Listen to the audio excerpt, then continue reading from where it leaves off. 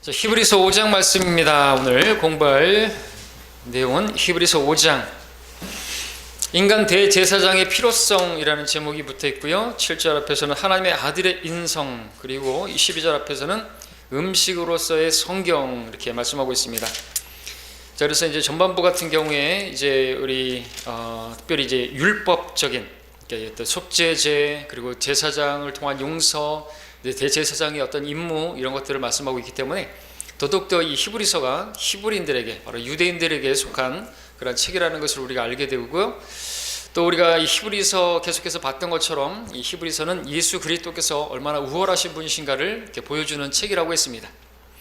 자, 지난 시간에는 이제 3장 그리고 이제 4장에서 이제 환란을 통과한 히브리인들이 이 천년 왕국이라고 하는 진짜 대안식으로 들어가는 그 과정에 그들이 어떻게 해야 되는가 경고와 또 그 약속을 받는 것을 보았습니다. 그러한 경고의 말씀을 통해서 너희들이 그 안식에 들어갈 날이 하나 남아 있는데 그 왕국에 들어가려고 한다면 너희들의 믿음의 고백을 꾹 굳게 붙들어야 하고 너희들은 주의해야 하고 그렇게 해야 된다는 거죠. 우리가 그렇다고 해서 우리가 끝까지 붙들고 우리가 어떤 인내를 하지 못하고 그런다고 해서 구원을 잃어버리는 건 아닙니다. 그러나 대환란 때는 다른 것입니다. 그들에게 있어서는 믿음의 행위가 있어야 되는 거죠. 끝까지. 마치 구약의 그 이스라엘 백성들이 광야에서 믿음 없음으로 인해서, 믿음과 결합시키지 못함으로 인해서 안식의 땅에, 카데나 땅에 들어가지 못해서 광야에서 죽어 넘어졌던 것처럼 그렇게 죽어 넘어지지 말아 이거죠.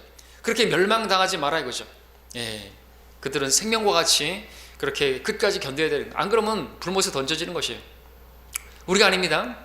우리는 은혜로 구원받았어요. 우리는 아무런 행함도 없는데 우리 같은 죄인들을 구원하시기 위해서 예수님께서 십자가에서 다 이루셨습니다. 다 이루신 사실 때문에 우리는 더 이루어야 할 것이 없는 것이에요. 은혜입니다. 은혜. 우리의 죄 때문에 예수님께서 벌거벗게 해주시고 그렇게 창피를 당하시고 그러셨단 말이죠. 그죠? 우리가 예수를 믿었으면 이제 수치를 당하지 않는 것입니다. 우리는 백보자 심판석에 서지 않는 것이죠. 그리스도 심판석에서 우리는 수치를 당할 수 있는 것입니다. 우리가 이것을 알고 또 우리가 구원받은 이 은혜를 알고 이 시대에 우리가 사랑하는 사람들에게 복음을 전할 수 있어야 되겠죠. 복음을 들어보지 못한 사람들에게 전해줄 수 있어야 되겠죠. 왜냐하면 이 시대가 아니면은 우리가 떠나가게 되면 전할 사람이 없어요. 우리 전할 기회도 없어요. 그리고 그 사람들은 믿음만으로 구원받지 못한단 말이죠. 목을 내놔야 돼요. 짐승기표를 받지 않는다. 선택사항이겠지만 나중에는요 목을 내놔야 됩니다. 목배임을 당해야 되는 거예요. 짐승의 표를 받을래, 그때는 어쩌면 짐승의 표를 받고 안 받고 자식을 할 거 없어요. 그냥 목배임 당해 죽여야 되는 거죠. 안 받으면 죽어야 되는 거죠. 내 주위에 사람들이, 친구들이 그렇게 당하도록 그렇게 내버려 두고 하면 안 되겠죠. 자, 히브리서 4장 마지막에서 우리가 이제 우리에게는 대제사장이 계시다. 15절에서 우리를 동정할 수 없는 분이 아니다. 우리 연약함을 아시는 분이시다. 그래서 우리가 그분께 나아가야 된다, 이런 말씀을 하고 있는 것을 보았습니다. 그래서 이 주제가 이제 5장에서 계속 연결이 됩니다. 대제사장의 필요성. 자, 이 예수님께서 우리 월등하신 분이시다라는 것을 계속 봤습니다. 이 창세기 이제 히브리서 1장에서는 천사들보다 우월하신, 그리고 2장에서는 첫사람 아담보다 우월하신 예수 그리스도, 3장에서는 모세와 비교해서 더 우월하심을 보았고요.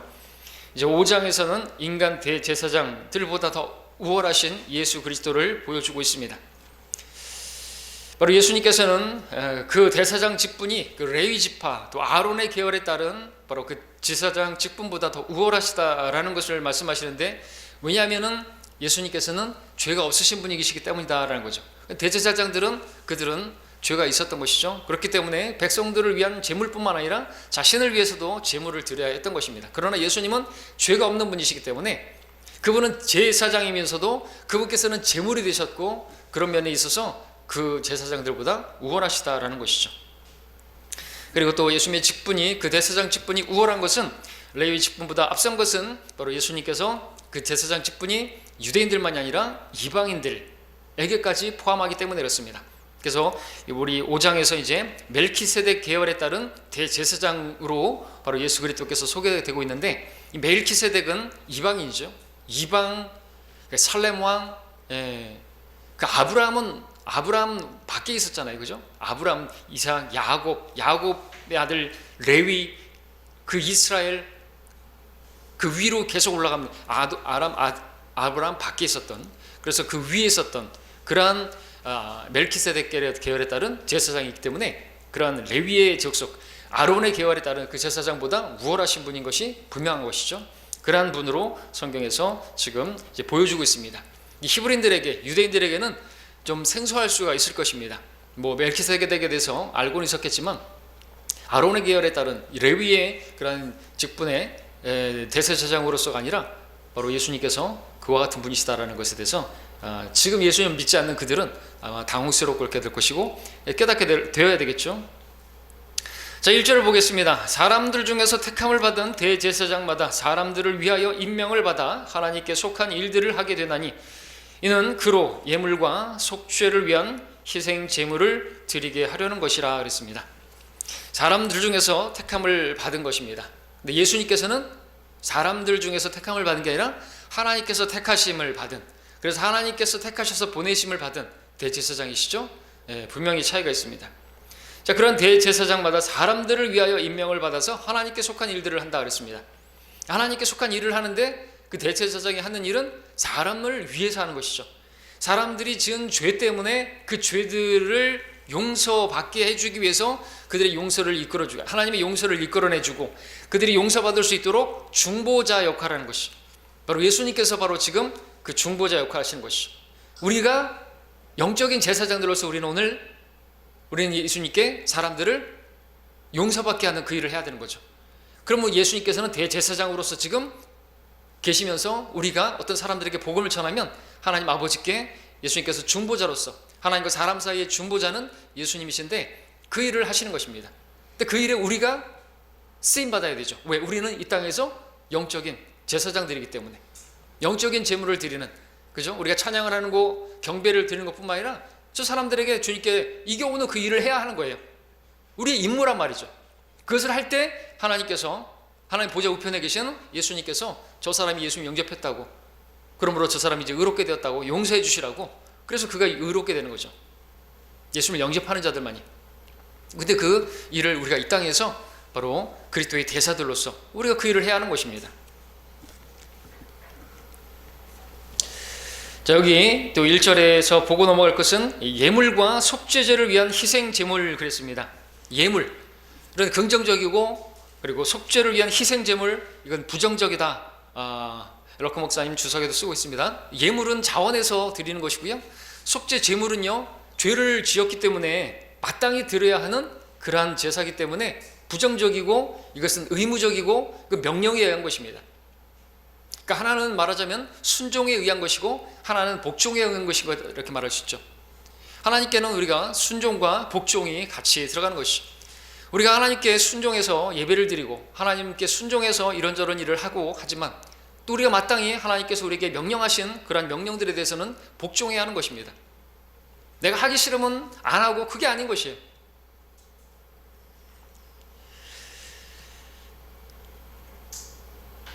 그리고 이와 비슷한 표현으로 11조와 제물들이 있다라고 럭커 목사님 쓰고 있는데, 11조는 또한 명령으로 주어진 것이기 때문에 의무이고, 제물들은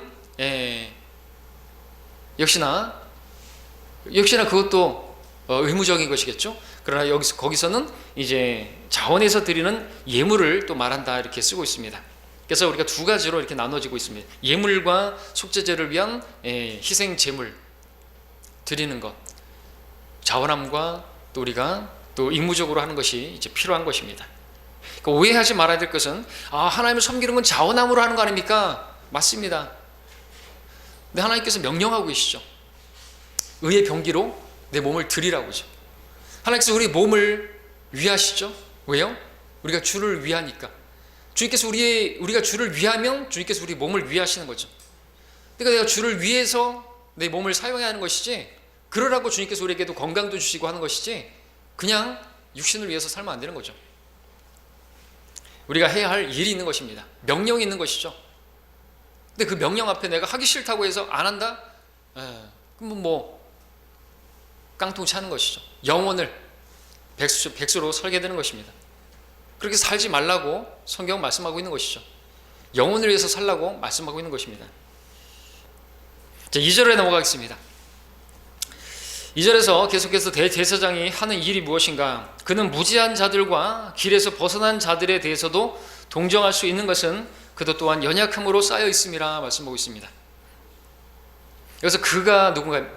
인간 제사장을 말하는 것이죠. 그는 무지한 자들과 길에서 벗어난 자들에 대해서도 동정할 수 있다라고 말하고 있습니다. 그러니까 히브리서 4장 15절에서도 대제사장이신 예수님께서도 동정심이 있다는 걸 보았죠.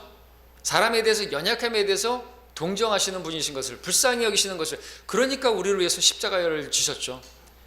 십자가를 안 지시고 죽기 싫으셨어요. 예수님께서도 이 잔을, 죽기 싫었다기보다 하나님의 그 진노의 잔을 받기를 원치 않으셨어요. 왜 내가 받아야 돼요? 난 아무런 죄도 없는데 내가 왜 저들의 죄를 내가 받아야 돼요? 그래서 내가 십자가에서 그렇게 고통받고 지옥에 가야 돼요? 얼마든지 따질 수 있어요. 겟세마네에서 그렇게 해서 기도하셨죠. 이 잔을 내게서 옮겨주시라고. 나 싫다고, 받기 싫다고. 근데 어떻게 했습니까? 순종했죠. 내 뜻대로 마옵시고 아버지 뜻대로 하옵소서. 이게 기도고 우리가 해야 될 것입니다. 지금 저는 하기 싫은데요, 하나님께서 원하시면 하겠습니다. 내 뜻대로 사는 게 아니죠, 그리스도인들은. 자, 동정심이라고 그랬습니다. 하나님께서는 인간을 동정하시는 분이시죠. 그래서 제사장도 동정심이 있어야 된다라고 말하고 있습니다. 그래서 럭커 목사님께서 여기서 주석에서 쓰는 것은, 하나님께서 자기 방어를 위해서 하는 일들에 대해서는 정상 참작, 허용하시는 것이 있다라고 말씀하시는데, 그 중에서는 이제 자기 방어를 위해서 누가복음 22장에서 주님 말씀하시기를, 그러나 이제 돈 지갑이 있는 사람은 가질 것이요 식량 주머니도 마찬가지요. 돈을 가지는 것은 정당한 것이에요. 그러니까 하나님께서는 사회주의, 공산주의가 아니라 자본주의시죠. 예, 우리가 일을 한 만큼 가지는 것은 그 우리 자신을 방어하기 위해서, 보호하기 위해서 필요한 거라는 것이죠. 공평하게 다 그렇게 가지고 그런 게 아니라는 거죠. 칼이 없는 자는 자기 옷을, 겉옷을 팔아서라도 살찌니라. 그들이 말씀드리기를, 주여 보소서 여기 칼 2자리가 있나이다. 주께서 말씀하시기를, 충분하도다. 방어를 위해서 필요하다는 거죠. 적군이 쳐들어오는데 뭐 사드 배치해야죠. 뭐 아이언돔 이런 거 만들어야죠. 쳐들어올 수 있잖아요, 그죠? 그러니까 그런 것들 하는데 잘못된 게 하나도 없는 거예요. 군대 가서 총 드는 거 잘못된 게 하나도 아니에요. 여호와의 증인들은 총 들면 안 된대요. 총 들면 그 사람 죽이려고 그러는 거 아니에요? 살인하지 말라, 그 계명 어기는 거 아니냐고. 그게 아니죠, 그죠? 칼 2자루를 사라 그랬어요. 있다니까 충분하다 그랬습니다. 하나님께서 우리 방어를 위해서 실제로 또 전쟁도 해야죠. 주님께서 아말렉들을 어떻게 하랬어요? 사울에게 다 진멸하라고 했지 않습니까? 해야죠. 왜냐하면 적이잖아요.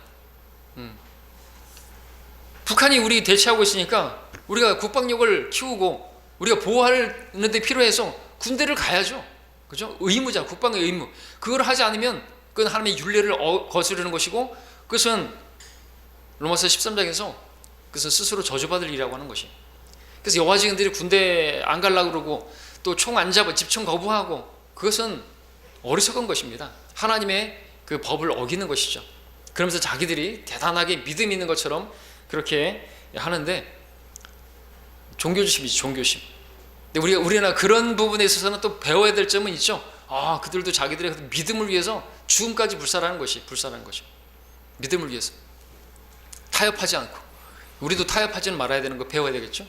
바리새인들의 어떤 그런 것들에 대해서 행위는 못 받지 말고 가르치는 것을 배워야 된다고 하는 것처럼, 우리가 그들의 어떤 열성이나 이런 것들, 열심이나 이런 것들은 배워야 되겠죠. 여호와 증인들의 열심, 지금 보이지 않는데 코로나 때문에 그런가요? 자, 그리고 또 하나님께서는 동정하시는데 정상 참작의 여지를 둔다 이거죠. 어떤 정당 방위 이런 것 있죠. 이 세상의 법에도 있죠. 정당 방위, 그런 것들에 대해서도 있는데, 우리가 실수로 사람을 무지중에서 죽였다라고 했을 때 하나님께서는 어떻게 뭘 하셨습니까? 민수기 35장에서 도피성읍을 만들어 놓은 것이죠. 도피성읍도 그 어디서든지 어떤 이렇게 도끼자루가 날아가지고 누군가를 죽였을 경우에 그 사람의 그 가족들이 나를 죽일지 모르니까 도피성읍으로 도피하라 이거죠. 근데 그것들이 아주 가까운 곳에 곳곳에 이렇게 있는 것이에요. 딱 분포가 돼 있어요. 하나님께서 불쌍히 여기신 거예요. 그 가는 길에 만나고 멀리 있으면 죽잖아요, 그죠? 이것이 예술이 또 예표가 되고 누구든지 바로 예수님께서 아주 가까이 계신 거예요. 마음의 문만 열면 그분께서 들어오실 준비를 하고 있는 거죠. 대제사장이신 예수님. 거기에 이제 대제사장이 있고 도피성읍에 그리고 또 그러니까 실수로 죽인 것이죠. 실수로 죽인 것. 이제 성경은 민수기 35장에서 말씀하시기를 만일 그가 적이 없이 갑자기 밀치거나 엎드려 기다리지 않고 무엇을 던지거나 사람을 죽일 만한 돌을 가지고 보지 못하고 던져서 그가 죽으면 그의 원수가 아니고 해치려고 한 것도 아니니 그때는 회중이 살인자와 피를 보복하는 자 사이에 이러한 명령대로 판결할지니 회중이 그 살인자를 피해 보복자의 손에서 구해내어 그가 도피하였던 도피성읍으로 돌려보낼지 보낼 것이요. 이렇게 말하고 있습니다. 도피성읍으로 들어가면 안전하게 되는 것이죠. 하나님께서 그런 것들을 이렇게 허용하신 것입니다. 또 알지 못하고 죽인 어떤 죄를 지은 자에 대해서도 정상 참작이 이루어지는데 민수기 15장에서는 무지하여 죄를 지었으면 그때는 속죄제를 위하여 1년 된 암염소 한 마리를 가져올 것이요. 그러면 제사장은 무지해서 죄 지은 사람에 대해 속죄할지니라. 그러니까 주 앞에서 무지로 범죄하면 그를 위하여 속죄하는 것이 이것이니 그래서 1년 된 암염소. 무지로 내가 어떤 죄를 지었다고 해가지고 죄가 없는 게 아닌 것이죠. 그렇죠? 염소로 그렇게 해야 된다고 말하고 있습니다. 그리고 우리가 죄를 짓고 나서 무지했다고. 그리고 이제 무지했으면 이제 알게 되었죠. 그럼 알고 나면은 다음에는 이제는 모르는 게 아니기 때문에 거기에 대해서 집행을 받아야 되겠죠. 근데 성경은 무지했어도 죄로 보시는 것입니다. 무지했다는 것이 변명이 안 된다는 거죠. 자, 그럼에도 불구하고 그렇게 재물을 가지고 나오면 하나님께서 불쌍히 여기시고 동정해 주시고 용서해 주셨다는 거죠. 바로 그 일을 하는 것이 대제사장의 임무였던 것이죠. 속죄제를 가지고 나오는 그러한 사람들을 용서해 주시라고 하나님께 나오는데 그 재물을 가지고 나오는데 안 받아주면 안 되죠. 야, 너 또 죄 졌냐? 계속해서 매일마다 이 제사장은 계속해서 또 아침마다 드리는 그 제사가 있고 또 그들이 가지고 나오면 또 그렇게 자기가 지은 죄 때문에 누군가 죽어야 되는 거예요. 죄의 삭은 사망이니까. 근데 대제사장이 야, 너무한다. 야, 너무하는 거 아니냐? 너 재물 가져올 필요 없어. 이렇게 되면 어떻게 하죠? 그러면 안 되죠, 그죠? 그래서 대제사장에게서는 이 동정심을 가지고 있어야 된다고 말하고 있는 것입니다. 예수님께서도 은혜의 보좌 앞에 우리 계신 것이죠. 우리 연약함을 동정할 수 없는 분이 아니라 나오라 이거죠. 하나님께 나오기만 하면 용서해 주시겠다고 말씀하시는 것이죠. 자, 계속해서 또 보시면은 다시 2절에서 그 뒷부분에 그도 연약함 또한 연약함으로 쌓여 있음이라 말하고 있습니다. 그도 연약한 존재이잖아요. 자기도 연약하기 때문에 죄를 짓고 하나님 앞에 제물을 드려야 하는 그런 사람이지 않습니까? 그러면 백성들에 대해서도 그 제물을 거부하지 말고 당연히 그 임무를 해야 되겠죠.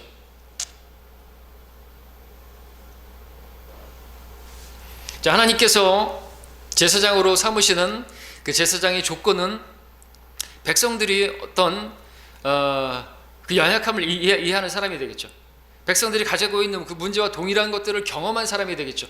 고린도후서 1장에서는 우리가 하나님께 받은 위로로서 또 고난에 처한 사람들을 위로할 수 있다 그랬잖아요. 그러니까 제사장은 오늘날 제사장은 여러분 다 제사장이시지만 특별히 어떤 사람들이 제사장이라고 말하는 사람들 있죠. 로마 카톨릭에서 사제, 그들은 결혼을 안 한다고 하죠. 자격이 없는 거예요. 결혼 안 한 사람이 어떻게 그 결혼 생활에서 일어나는 어떤 문제들을 이해할 수가 있겠습니까? 상담할 수가 있겠습니까?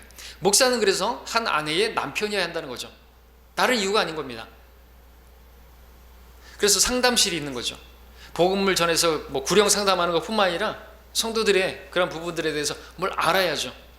근데 신부가 뭘 알아요? 결혼도 안 해봤는데 분유값이 얼마인지도 모르고 기저귀 값이 얼마인지도 모르는 사람에게 뭘 가서 상담한다고? 자격 없는 거예요. 아이 키우는 것이 얼마나 힘든 것인지 모르는 것이죠. 그런 문제를 가지고 나오는데 어떻게 상담을 해주겠어요?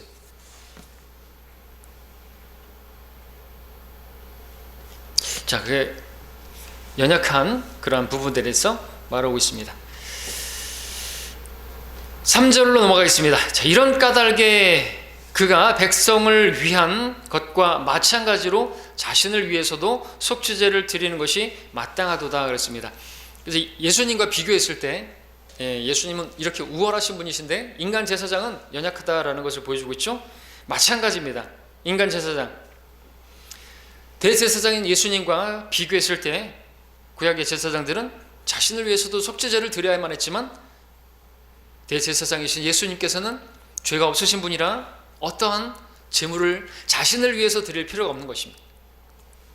왜냐하면 그분에게는 죄가 없으시기 때문에, 점도 없고 흠도 없는 어린 양 같은 바로 우리 예수님께시기 때문에 그렇죠. 4절에서 이런 존귀는 아무나 스스로 취하는 것이 아니라 아론과 같이 하나님께 부르심을 받은 자라야 하느니라 말씀하고 있습니다. 하나님께 부르심을 받은, 예수님은 하나님께로부터 보내심을 받은 것이 스스로 취한 게 아니죠. 오히려 주님께서는 스스로 자신의 모든 영예를 내려놓으셨죠. 그랬더니 주님께서 높이셨죠. 지금은 하나님 보좌 우편에서 대제사장으로서 중보 사역을 하고 계시는 것이죠. 근데 스스로 취하는 사람들이 있습니다. 그들이 누구죠? 또 말씀드리면 로마 카톨릭, 스스로 취한 것입니다. 그들은 베드로가 초대 교황이라고 말하면서 베드로가 분명히 결혼했음에도 불구하고 자기들은 결혼을 하지 않고 자격 조건이 안 되는데도 불구하고 스스로 취한 것입니다. 베드로는 베드로전서에서 우리가 바로 영적인 제물 드리는 제사장들이고 우리 왕 같은 제사장들이라고 말하는데, 로마 카톨릭이 싫어하는 책 가운데 하나가 바로 아이러니하게도 자기들의 초대 교황이라고 하는 그 베드로의 전서와 후서를 읽지 않는다는 것이죠. 왜인 줄 아십니까? 거기 이런 말씀이 나오거든요.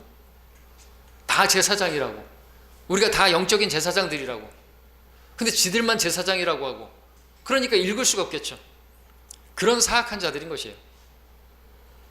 그런 사악한 자들을 따르는 사람들이 얼마나 많은지 몰라요. 왜요? 성경을 가리고 있기 때문에.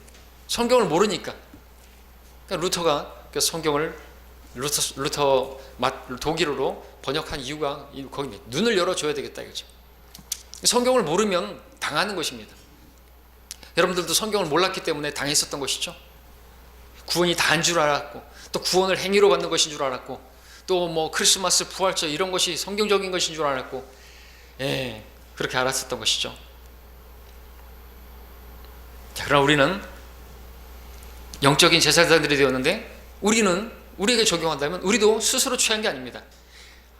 하나님께서 바로 예수님을 보내셨고 예수님께서 우리를 보내셨기 때문에 우리는 나가서 복음을 전하는 것이죠. 스스로 취한 게 아니에요. 하나님께서 우리에게 주셨기 때문에 어떤 사람들이 당신이 뭔데 나한테 죄인이라고 말하느냐, 우리는 말할 수 있어요. 그렇죠? 어떤 사람이 문둥병 걸렸으면 제사장은 보고 문둥병이다 라고 말을 해주는 거죠. 마찬가지로 당신은 죄인입니다. 하나님의 말씀에 근거해서 우리가 그 일을 할 수 있는 자격이 있는 것은 하나님께로부터 우리가 보냄을 받은 우리가 이 시대의 사도들이기 때문에 그렇죠. 사도라는 표현을 쓰진 않지만 우리는 복음 전도자들인 것입니다. 기쁜 소식을 전하는 것이죠. 치유가 되었다, 용서가 되었다, 깨끗하게 되었다, 그것을 선포하는 것이 우리가 해야 할 일인 것이죠. 근데 어떤 사람들은 마리아를 통해서 중보자라고 말하고 또 자기들에게 와야지, 그리고 자기들에게 어떤 것을 얘기하면 그걸 지켜야 죄가 사해진다고 말하는 사람들이 있는 것이 사악한 종교 창녀들의 어미 로마 카톨릭이에요. 우리가 분별력을 가져야 되겠죠. 좋은 종교가 아니에요. 천주교를 사람들은 되게 좋아하죠. 전도도 안 하니까, 복음 안전하니까 사람들을 기쁘게 해주는 것이죠. 좋은 일만 하고, 소외된 자들, 어떤 이렇게 체류자들 도와주고, 그런 사람들, 약자를 도와주고, 그거 하라고 예수님이 십자가 달린 게 아니잖아요. 그렇죠? 자, 5절 6절에서 보시면 이와 같이 그리스도께서도 대제사장이 되시려고 스스로 영화롭게 하지 않으셨고, 그렇죠. 스스로 그렇게 영화롭게 하신 게 아니라 스스로 영예를 내려놓으셨다고 말하고 있습니다. 낮아지지 않으면요 높아질 수가 없는 것입니다. 주께서는 낮아지셨기 때문에 높아진 것이죠. 우리도 우리 자신을 부인하고 육신을 십자가에 못 박고 그렇게 주님을 따르게 되면요, 내 자존심을 다 내려놓고 주님을 따르게 되면 주님께서 우리를 영예롭게 관을 씌워주시고 면류관을 주시는 것입니다. 세상의 법에도 마찬가지잖아요. 노력 없이 얻는 거 없어요. 그렇죠? 메달을 얻기 위해서는 땀을 흘려야 되는 것입니다. 이 땅은 지금 놀이터가 아니에요. 이 세상은 전쟁터죠. 이 세상은 경주장입니다. 우리에게 달려야죠. 달려야 할 길이 있습니다. 싸워야 할 대적이 있습니다. 전리품을 주님께 가져다 드려야 하는 것이죠. 놀이터가 아니에요. 놀고 즐기라고 우리가 여기 남겨있는 게 아닌 것이죠. 주의 오심이 가깝다고 할수록 우리는 더욱더 깨어서 주님의 일을 해야 하는 것입니다. 오직 그에게 너는 내 아들이라 오늘 내가 너를 낳았도다 라고 말씀하신 분께서 하셨느니라. 또 그가 다른 곳에서도 말씀하시기를 너는 멜키세덱의 계열에 따른 영원한 제사장이라고 하셨느니라. 구약에서 멜키세덱이 두 번 나오는데 창세기 14장 18절 그리고 시편 110편 4절입니다. 시편 110편에서 그 1절에서는 내 오른편에 앉아있으라, 이거 신약에서도 이제 인용이 됐는데 그 4절에서 나오는 이 멜키세덱에 따른 제사장이 되라, 이 말씀은 나오지 않고 있는데 하나님의 뜻이 바로 있는 것이죠. 신약에 와서는 이제 멜키세덱에 관한 그러한 이해가 많이 나오는 것입니다. 이 멜키세덱은 또 이제 이방인들을 위한 또 중보와 관련되어 있기 때문에 바로 예수님께서는 유대인들만의 이제 하나님이 아니시라, 중보자가 아니시라 이방인들의 중보자도 되시기 때문에 그렇습니다. 이 유대인들은 그거를 이해를 못했던 것이죠. 사도 바울이 이방인들에게, 또 예수님께서 유대인들의 이방인들 사마리아인에게 가는 것, 교제하는 것에 대해서 이해를 못했던 거죠. 우물가의 그 사마리아 여인에게 이야기하는 것도 이해를 못했던 것이죠. 히브리인들도 마찬가지인 것입니다. 이 멜키세덱에 대해서 이야기를 하게 되면은 그들이 이해를 못하는 거죠. 그래서 할 말이 많아도, 쓸 말이 많아도 너희가 듣는 것이 두나무로, 그래서 말하고 있죠. 10절에서 하나님께는 멜키세덱에 따른, 그리고 11절에 멜키세덱에 관해서는 우리가 할 말이 많아도 너희가 듣는 것이 두나무로 설명하기 어렵도다 말하고 있습니다. 우리는 멜키세덱에 대해서 뭐 많이 들었고, 물론 여전히 우리가 멜키세덱이 누군지를 정확하게 말할 수는 없습니다. 예표가 되는 사람들이 있고, 그리고 바로 예수님께서 그 예표라고 말할 수는 있지만 누군지는 몰라요. 누군지는 모르는데 어떤 사람들이 또 자기가 바로 멜키세덱에 따른 제사장이라고 그러면서 돌아다니는 사람들이 있어요. 지금도. 심천지 같은 경우는 자기가 예수의 영을 받았기 때문에 자기가 예수라고 말하는 그런 사람도 있고, 자기는 또 성령이 아닌, 일반 성도들이 받는 성령이 아닌 보혜사를, 개혁 성경처럼 보혜사를 받았다고 말하면서 자기가 바로 성령인 것처럼 하는 사람들이 있는 것처럼, 하여튼 성경에서 우리가 알 수 없는 부분에 있어서 침묵해야 되는데, 그렇죠? 우리가 그분을 얼굴과 얼굴을 마주보게 되면 그때는 다 알게 된다고 말씀하셨는데, 그거를 마치 자기가 안 것처럼 자기가 멜키세덱이라고 말하는 사람들이 있는 것입니다. 실제로. 자, 이 멜키세덱에 관해서는 이제 이후에 바로 7장에서 좀 더 자세하게 다루고 있기 때문에 오늘은 그냥 이렇게만 넘어갑니다.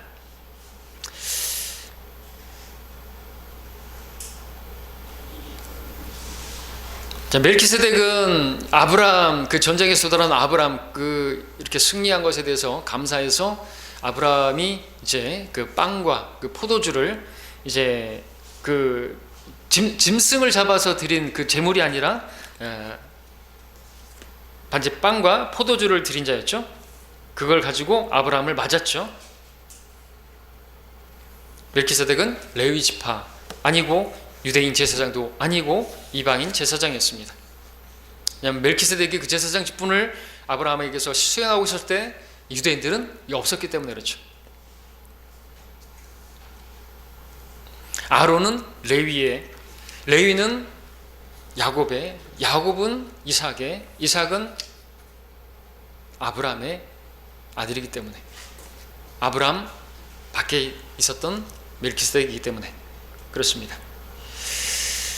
예, 자, 멜키세덱은 7장에서 다루고요. 7절을 보겠습니다. 그는 육체로 계시는 날들도, 이제 하나님의 아들의 인성에 관한 말씀입니다. 육체로 계시는 날들 동안 자기를 사망에서 구원하실 수 있는 분께 심한 통곡과 눈물로 기도와 간구를 드렸고 하나님께서는 그의 두려워하심을 인하여 들으셨느니라 말씀하고 있습니다. 육체로 계시는 날들 동안이라고 하면 이제 33살, 33년 동안 전체라고 말할 수가 있겠죠. 그러나 여기서 보게 되면 이것은 겟세마네에서의 그 모습을 한정할 수가 있습니다. 예수께서는 그때 정말로 땀방울이 핏방울이 되도록 기도하셨죠. 이 잔을 내게서 옮겨 주시라고 3번이나 간구를 하셨습니다. 오 아버지시여, 가능하시거든 이 잔을 내게서 지나가게 하옵소서. 그러나 내가 원하는 대로 마옵시고 아버지께서 원하시는 대로 하옵소서. 심한 통곡과 눈물로 기도와 간구를. 많은 성경 교사들이 근데 여기서 이 잔을 내게서 옮겨 달라고 주님께서 간구했던 이 잔이 십자가에 달려 죽는 것을 원치 않았다고 말을 하는 사람들이 있습니다. 예수님의 육체 죽음을 이 잔이라고 말을 하는 사람들이. 그러면 말이 안 되죠? 말이 안 되는 것은 하나님께서 그러면 그 기도에 응답해 주셨다고 지금 말하고 있잖아요. 그 두려우심을 인하여 들으셨느니라, 응답해 주셨다. 말이 안 되죠. 왜냐하면 예수님은 십자가에 죽으셨지 않습니까? 근데 들어주셨다고 말하면 말이 안 맞는 것이고, 그렇기 때문에 이 잔은 예수님의 그 십자가에 달려 죽는 것을 말하는 것이 아니라 그 이상을 말하는데, 성경에서 이 잔은 하나님의 진노의 잔을 말하는 것이죠. 그 잔을 나에게서 지나가게 해달라고. 맞는 말이죠. 기도 맞는 기도입니다. 그러나 그 기도가 응답될 수 없는 기도인 것은 분명하죠. 왜냐하면 바로 예수님께서는 그 잔을 받으시기 위해서 오셨기 때문에 그렇습니다. 예레미야 25장 17절 18절에 보니까 내가 주의 손에 있는 잔을 가져다가 주께서 나를 보낸 모든 민족들로 마시게 하셨으니, 즉 예루살렘과 유다의 성읍들과 그 왕들과 그 고관들로 파멸과 경악과 경멸과 저주가 되게 함이 오늘과 같으며 북쪽 원근에 있는 모든 왕 한 사람 한 사람의 지상에 있는 세상 모든 왕국들로 마시게 하였느니라. 하나님께서 범죄한 자들에게 하나님의 진노의 잔을 마시게 하는 거죠. 시편 75편 8절에서도 주의 손에 한 잔이 있으니 그 포도주는 붉고 완전히 혼합되었도다. 그가 그것을 쏟으시니 지상의 모든 악인들이 그것의 찢기를 짜 마시리로다. 찢기까지도 포도주에 이렇게 짰더니 포도주 찌꺼기까지 그들에게 다 부으시는 거예요. 하나님의 진노를 부으시는 것이죠. 그것이 마치 한 잔에 있는 것이라고 말해요. 여러분 실제로 이제 재림 때는 포도주 틀을 밟는 것처럼 예수님께서 말 타고 오시는데 다 짓밟아 버리는데 말 곱비까지 막 피가 튀기는 거죠. 막 찢기가 막 묻겠죠. 그 죽은 자들의 살이 막 튀기기도 하겠죠. 하나님 그런 분이시죠. 근데 그런 사람들은 왜 그렇게 당하는 거예요? 바로 예수님께서 자기들이 당해야 할 그 진노의 잔을 받으셨다는 것을 믿지 않았기 때문에 그렇습니다. 그래서 예수님께서 그 겟세마네에서 네 잔을 내게서 옮겨달라고 했던 그것은 단지 십자가의 죽음을 면하게 해달라고 한 것이 아니라 하나님의 그 진노의 잔을 자기가 받고 싶지 않았던 것이죠. 왜냐하면 하나님은 하나님의 사랑을 받는 아들이기 때문에 그 진노를 받아야 할 이유가 없잖아요, 그죠? 그리고 십자가상에서 어찌하여 나를 버리셨나이까 이렇게 기도한 것도 그렇게 하나님의 진노를 받고 자기가 저주가 되어야 된다는 그 자체가 그것이 가장 큰 것이죠. 그리고 십자가상에서 그리고 이 겟세마네에서 주님께서 간구하신 것은 그러니까 그 죽음 이상의 것인데 진노의 잔을 바로 피하게 해달라고 했던 것이지만 주님께서는 또 알고 계셨기 때문에 바로 그 잔을 마시기 위해서 오셨다는 걸 알고 있기 때문에 요한복음 18장 11절에서 내 아버지께서 내게 주시는 그 잔을 내가 마시지 않겠느냐고 그렇게 또 말씀도 하셨기 때문에, 그렇기 때문에 이 잔을 내게서 옮겨주시라고 기도했지만 그것이 응답되지 않을 걸 알았기 때문에 그러나 내가 원하는 대로 하지 마옵시고 아버지의 뜻대로 하옵소서라고 기도를 바꿨던 것이죠. 그래서 개인적으로는 받고 싶지 않은 것이죠. 당연하죠. 우리도 마찬가지죠.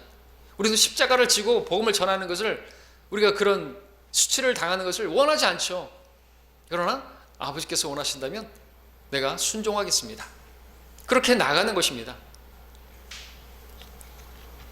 그걸 우리가 아는 사람들이고요. 우리도 순종을 배워야 한다고 말하는 거죠. 그렇기 때문에 그러면 예수님께서 여기서 기도한 게 무엇인가?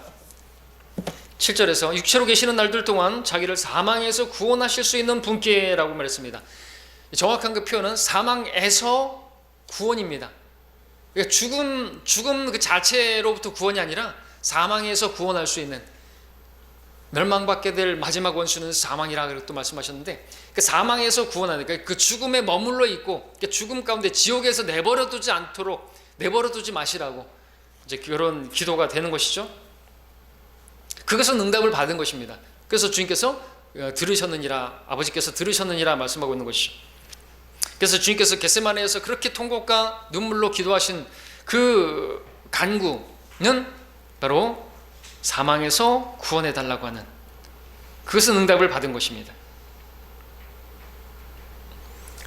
성경은 예수님께서 죽으실 것이지만 그 죽음에 머물러 있지 않냐고 다시 살아나실 것을 예언하고 있죠. 시편 18편 5, 6절에서 지옥의 슬픔이 나를 에워쌌으며 죽음의 덫이 나를 막았도다. 내가 고통 중에 주를 부르고 내 하나님께 부르짖었더니 나의 부르짖음이 그의 앞에 이르러 그의 귀에 들렸느니라. 주께서 들으셨습니다. 그래서 응답이 되었습니다. 그렇죠? 바로 유일한 예표가 되는 누구죠? 지옥에 갔다가 살아난 요나, 그도 그랬고, 여기 시편에서 그렇게 예언하고 있는 것입니다. 바로 예수님께서 사망에서 다시 풀어 살아날 것을 예언하고 있던 것이죠. 그래서 사도행전 2장에서 얘기하기를 하나님께서 그를 사망의 고통에서 풀어 살리셨으니 이는 그가 사망에 매여 있을 수 없기 때문이라.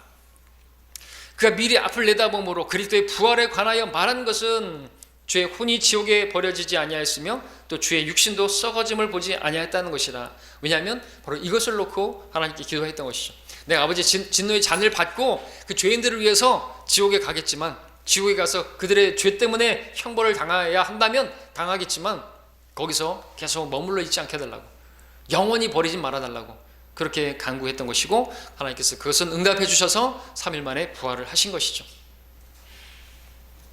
그 지옥의 고통을 맛보신 겁니다. 주의 혼이 가는 곳이 지옥이죠. 사도행전이래. 사도신경에도 있어요. 그분께서 지옥에 다녀오셨다고.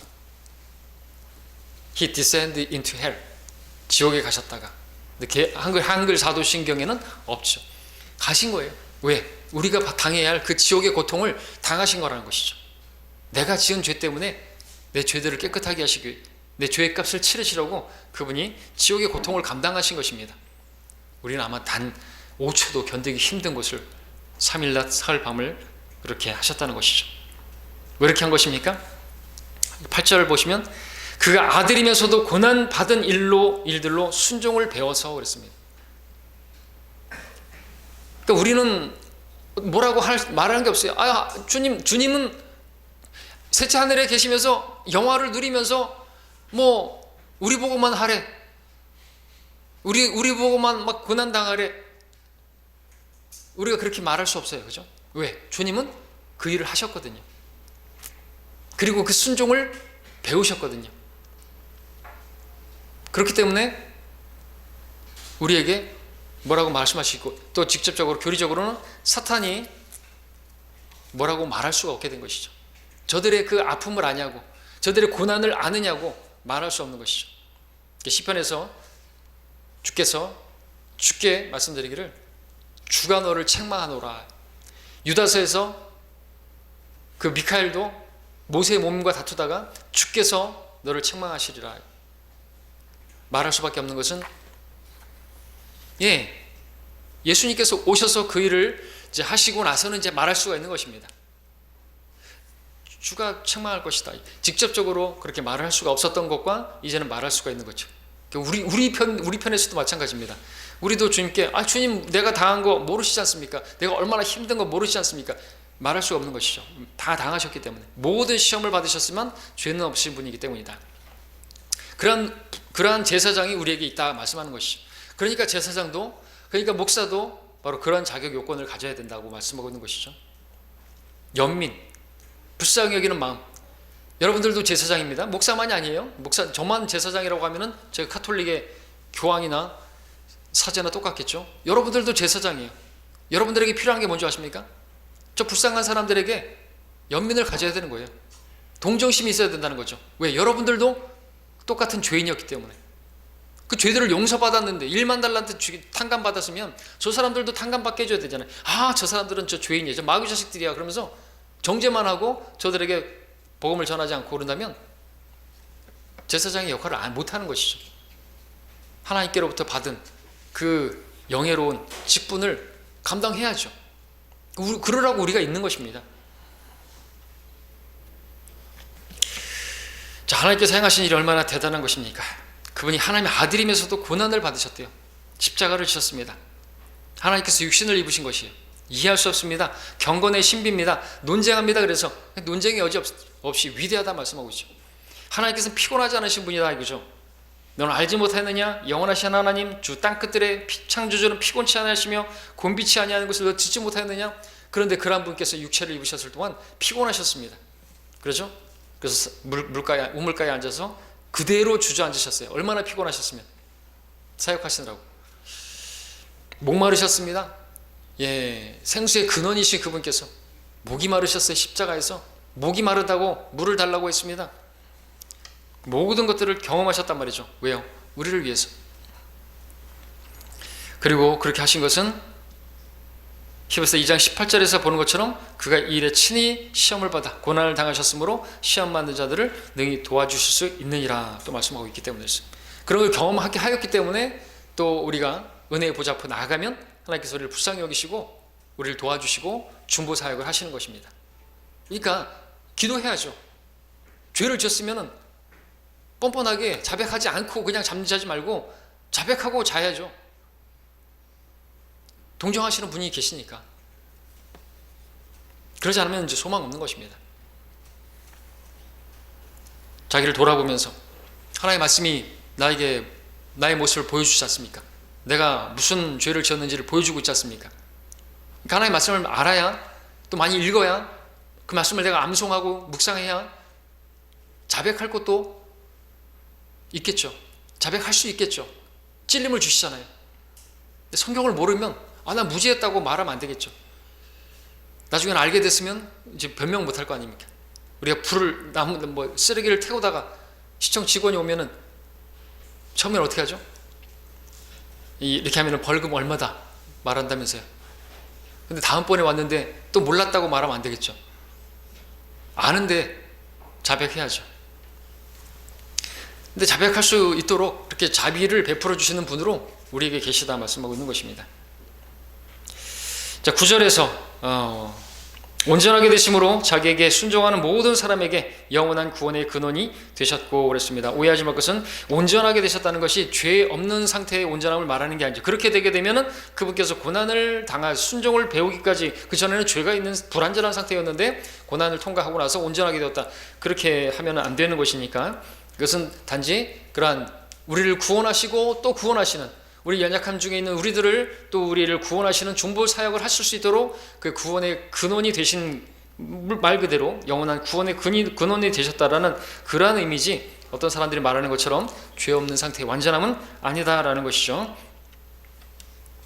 유대인들 대환란 같은 경우는 그들은 진짜 죄 없는 그 고난을 견디고 순종함으로써 끝까지 견뎌야 그들은 온전한 구원에 이르는 사람들에 해당하고요.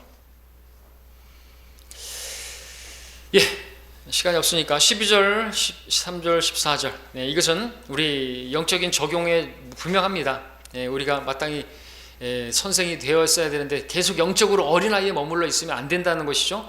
성장해야 된다는 것이죠. 온전함으로 나아가야 된다는 것입니다. 그리고 이것을 6장에서도 말하고 있습니다. 왜냐하면 기초에 머물러 있으면 안 돼요. 말하자면 구원이, 십자가는 기초에 해당하는 것인데 거기를 넘어서 하나님의 말씀을 사용함으로써 영적 감각들을 단련하고 선악을 분별하고 그러한 것들로 나아가야 되겠죠. 우리가 당연히 그러하고 대환란 때는 그래야지 분별력을 하죠. 이게 거짓인지 진실인지, 이것이 적그리스도인지 그리스도인지 분별력이 없다고 한다면, 이 짐승의 표가 좋은 것인지 나쁜 것인지 분별하지 못한다고 한다면 어떻게 됩니까? 불못해고 던져지는 것입니다. 그들에겐 더더욱더 절실하겠지만 우리도 마찬가지죠. 우리가 그래서 설교를 통해서 많이 이야기하는 거죠. 이 성장해야 되는 거죠. 하나님의 뜻이 그거라고요. 진리 지식에 이르기를 원하시고 선한 일에 철저히 구비되게 하시려고 하나님의 말씀을 우리에게 주셨으니까 그 말씀으로 책망받고 바로잡고, 목적은 그거예요. 교리만 알면 게 많은 게 아니에요. 교리, 하나님의 말씀 우리가 알았으면 뭐예요?